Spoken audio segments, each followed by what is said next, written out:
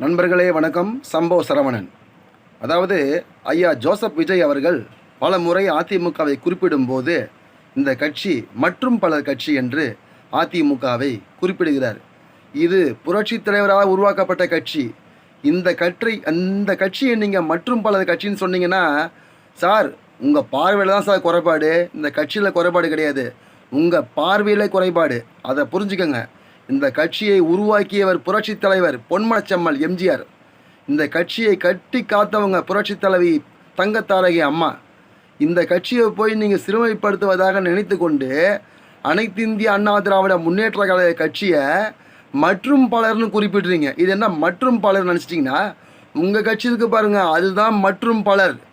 அதாவது கல்லாப்பெட்டி கூட்டணியிலேருந்து கொஞ்சம் பேர், இந்த அதிமுகவுக்கு துரோகம் பண்ணிட்டு முதுகில் குத்திட்டு போகிற கொஞ்சம் பேர், அதுக்கப்புறம் மற்ற கட்சியிலலாம் சீட்டு கிடைக்காத இருக்காங்க பாருங்கள், அவங்களெல்லாம் கொண்டு வந்து கொஞ்சம் பேர், அப்புறம் வேறு யாரோ தொழில் பண்ணி அந்த தொழிலெலாம் சட்ட ரீதியாக தடை செய்யப்பட்டதுக்கு பிறகு உங்கள் கட்சியில் வந்து ஒட்டிக்கிட்டு இருக்காங்க பாருங்கள், அவங்க தான் மற்றும் பலர்.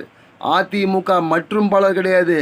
இது தமிழகத்தை தலைநிமிர்ந்து செய்த கட்சி. இந்த கட்சியை சாதாரணமாக எடை போடாதீங்க. அதிமுகவுக்கு என்னென்னலாம் தமிழகத்துக்கு நன்மை செஞ்சுருக்குன்னு புரட்சி தலைவர் காலம் தொட்டு, புரட்சி தலைவி அம்மா காலம் தொட்டு, புரட்சி தமிழர் எடப்பாடி ஐயா காலம் வரைக்கும் உங்கள் கூட இருக்க செங்கோட்டையனை கூப்பிட்டு கேட்டு பாருங்கள். அவர் சொல்லுவார் என்னென்ன நன்மை தமிழக மக்களுக்கு இந்த கட்சி செஞ்சு இருக்குதுன்னு. அதை தெரிஞ்சுக்கிட்டு அதுக்கு பிறகு இது மற்றும் பலரா இல்லை தமிழகத்திலேயே தலை சிறந்த கட்சியான்றதை பற்றி பேசுங்க. அதாவது வாய் இருக்குதுன்னு பேசக்கூடாது சார், புரிஞ்சுக்கங்க. ஒரு தொண்டனாக நான் உங்களுக்கு சொல்கிறேன், அதிமுக தொண்டன் என்ற ஒரு அந்தஸ்தோடு உங்கள்கிட்ட சொல்கிறேன். நீங்கள் செய்வது தவறு.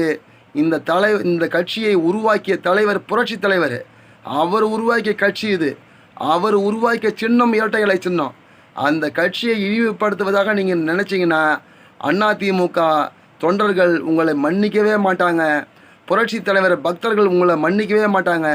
புரட்சி தலைவி அம்மாவின் விசுவாசிகள் உங்களை மன்னிக்கவே மாட்டாங்க என்பதை மனதில் வையுங்கள்.